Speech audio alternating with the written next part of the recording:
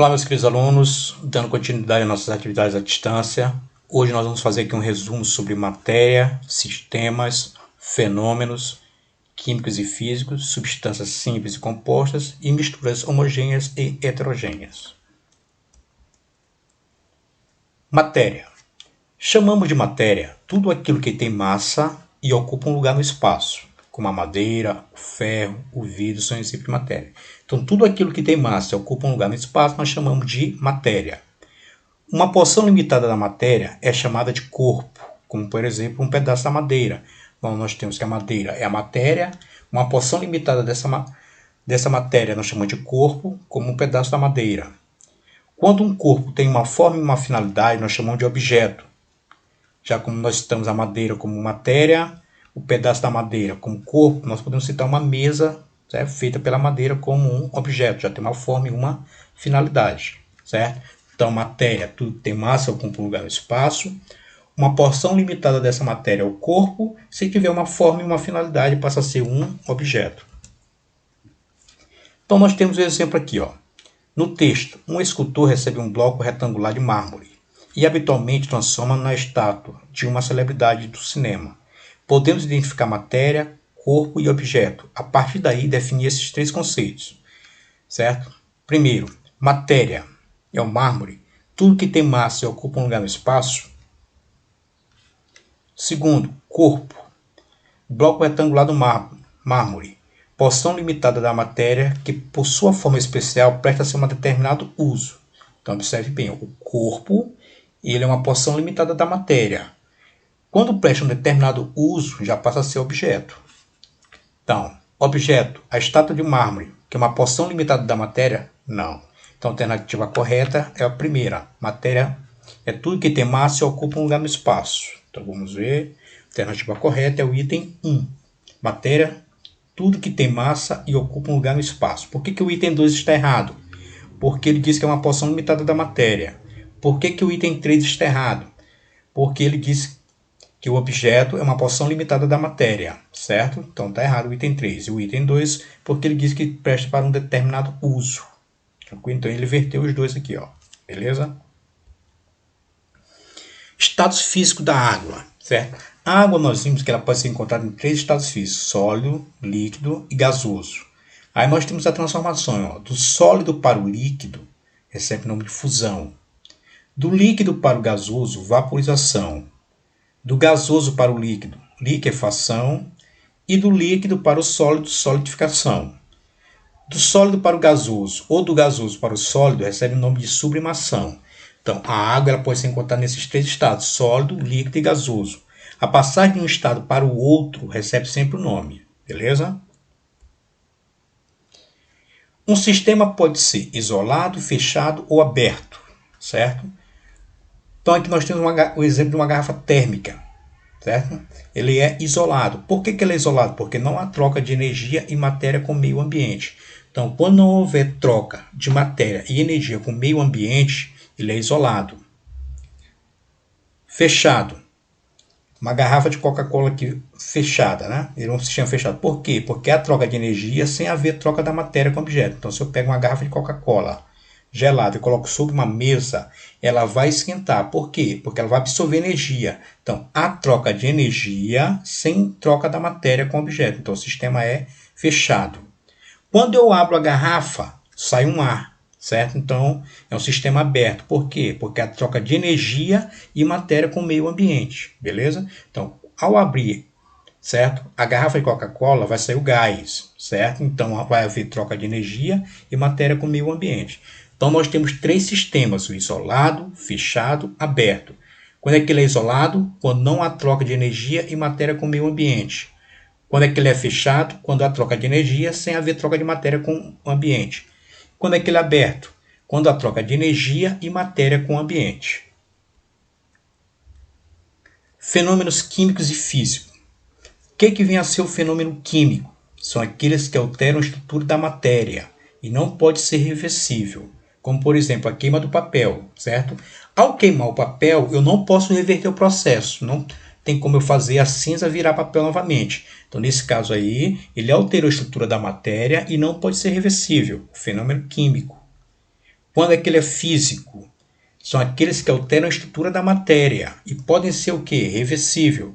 O exemplo, as mudanças de estado físico da água, né? Então nós vimos que a água ela pode passar do estado sólido para o líquido para o gasoso, mas continua sendo água. Eu não alterei a estrutura da matéria e eu posso reverter de sólido para líquido, líquido para sólido, beleza? Então nós temos o exemplo aqui, ó.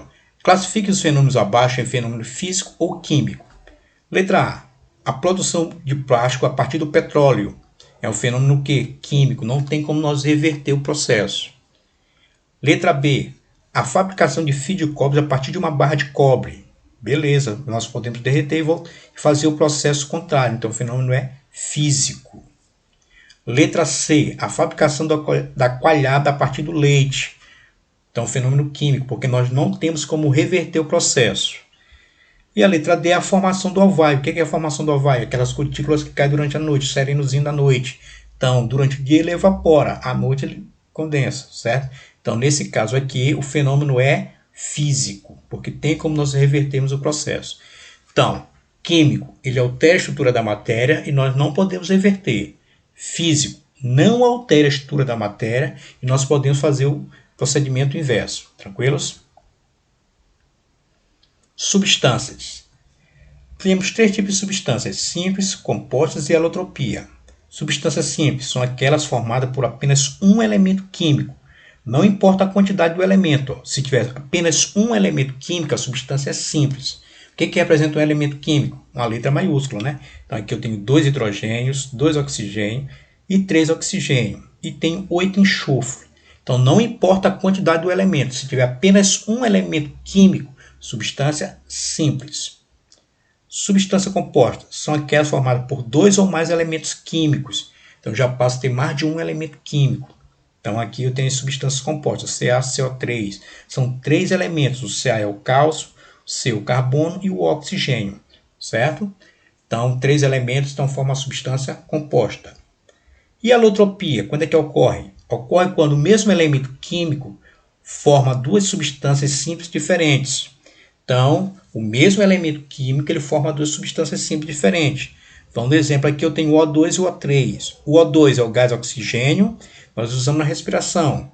O O3 é o gás ozônio, nós forma a camada de ozônio. Então, os dois são substâncias simples, que é formada por mesmo elemento químico, porém, são 2 substâncias simples diferentes. Ó. Cada um tem uma utilidade totalmente diferente da outra. Beleza? Que nós temos exemplo aqui, ó. Analise as representações, certo? Então ele deu as representações aí ele pede para identificar. Eu tenho H2, o O2, H2O, carbono grafite, CH4, O3, Na2SO4, H2NO3, carbono diamante e CO2. Ele pede para identificar a quantidade de substâncias simples. Substâncias simples são aquelas formadas por apenas um elemento químico.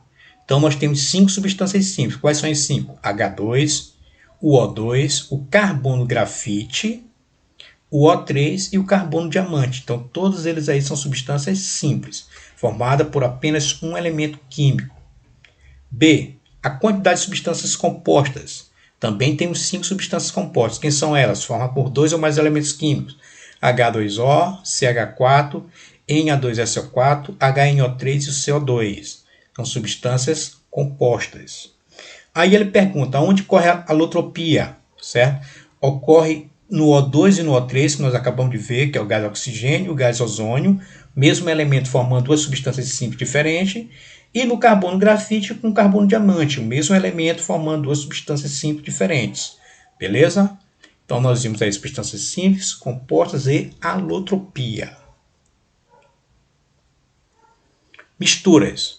Podemos ter 2 tipos de misturas, homogênea ou heterogênea. Como diferenciar? Homogêneas são uniformes, possuem apenas uma fase. Então, quando é que uma mistura é homogênea? Quando eu misturo 2 ou mais elementos, certo? Dentro do mesmo recipiente, e você não consegue identificar todos os elementos, você observa como um só, certo? Então, nesse caso aí, é apenas uma fase. É como nós misturamos água mais sal, não dá diferenciar quem é a água e nem quem é o sal. Então, a substância é homogênea. Já a heterogênea elas não se misturam, possuem mais de uma fase, ou seja, você consegue visualizar os elementos participantes, as substâncias participantes da mistura, como a água e o óleo. Dá de observar tanto a água quanto o óleo, beleza? Então, o que é a fase? É aquilo que nós conseguimos ver na mistura, certo? Então, homogênea, apenas uma fase. Heterogênea, duas ou mais fases. E aqui nós temos um exemplo aqui, ó. Classifica as misturas abaixo em homogênea ou heterogênea, indicando o número de fases. Então, na letra A, eu tenho água e álcool. Ao misturar água e álcool, não dá de diferenciar quem é água e quem é o álcool. Então, homogênea, certo? Se é homogênea, só tem uma fase. Então, toda vez que a mistura for homogênea, ela só tem uma fase. Letra B, areia, pedrinhas e água, certo? Ela é heterogênea. E eu vou observar todos os três elementos. Posso observar na mistura areia, posso observar as pedras e posso observar a água. Então, são três fases. Serragem, água e areia. O mesmo raciocínio da letra B. Ó. Ela é heterogênea e também tem três fases. Eu posso olhar a serragem, a água e a areia. E a letra D eu tenho água, sal e açúcar. Não dá de diferenciar os três. Então é homogênea, apenas uma fase. Beleza? Então, meus queridos, eu vou estar postando lá no Google Class uma atividade para vocês, certo? Então vocês vão dar uma olhada nessa videoaula, certo? E vão resolver a atividade lá dentro do sistema do Google Class. Forte abraço e até a próxima.